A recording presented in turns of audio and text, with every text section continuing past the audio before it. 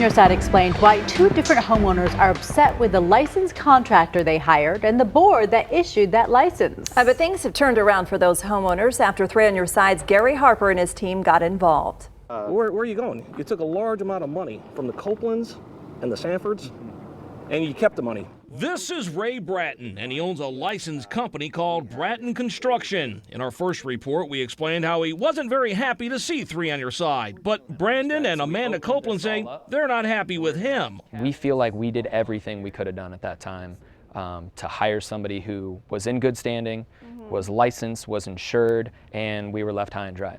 The Copelands say they feel jilted, not only by Ray Bratton, but also the Arizona Register of Contractors, which issued his license. In our previous 3 on Your Side report, we told you how the Copelands had paid Ray Bratton around $37,000 to start a remodeling job at their house.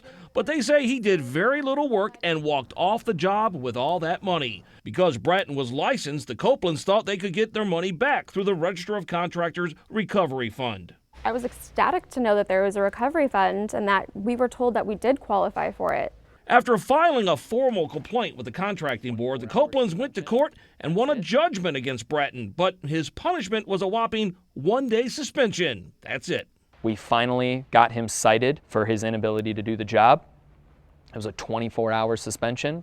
That's it. And it gets worse. The Copelands were then told they didn't qualify for the recovery fund after all because of a loophole. Remember, Ray Bratton was licensed, but because he failed to renew his bond at one point, his license was temporarily suspended by the contracting board for 19 days. And it was during this 19-day window that the Copelands gave Bratton that money. Technically, that window was the effective date of hire, according to court documents, and since he was unlicensed at that time, the Copelands were disqualified for the recovery fund. He's getting these large deposit checks and disappearing because he knows there's no recourse. He can get away with it. The Copelands aren't the only ones frustrated with Ray Bratton. The Sanfords paid him to remodel their home and gave him an additional $15,000 for cabinets. But the Sanfords say Bratton never did deliver those cabinets and kept the $15,000. So they also filed a complaint with the Arizona Register of Contractors. However, the agency told them that in order for it to get involved, by state statute, the Sanfords had to give Bratton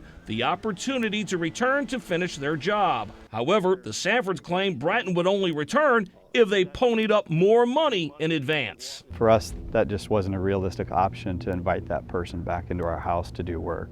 The Sanfords eventually hired another contractor who finished the job, but because that contractor had demolished Bratton's work, the Register of Contractors said it was too late for the agency to do anything now. Like the Copelands, the Sanfords say it was another small technicality that worked against the consumer.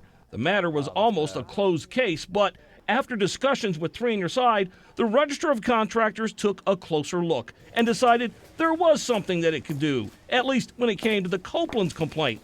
In fact, the agency just issued this citation accusing Ray Bratton of 2 alleged violations, including working as a licensed contractor for the Copelands when his license had actually been suspended during that 19-day window. As a result, the contracting board is now seeking to suspend Ray Bratton's license until he pays restitution for the money he accepted from the Copelands. Something's better than nothing.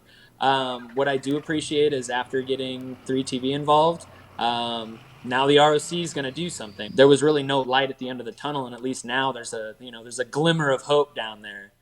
Hey, a big thank you to the Arizona Register of Contractors for taking a second look like they did. We're going to stay on top of this one, and I will let you know exactly what happens in a follow-up report. I'm Gary Harper, 3 on Your Side.